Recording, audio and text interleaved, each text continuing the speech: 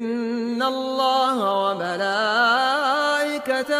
يصلون على النبي يا أيها الذين آمنوا صلوا عليه وسلموا تسليما. هدف عالمي للنجم محمد صلاح. نشوف مع بعض الجماهير بتعمل ايه في المدرجات. الله عليك يا صلاح، ان شاء الله تكمل على خير ويفوز ليفربول بالمباراة ويتصدر الدوري ان شاء الله.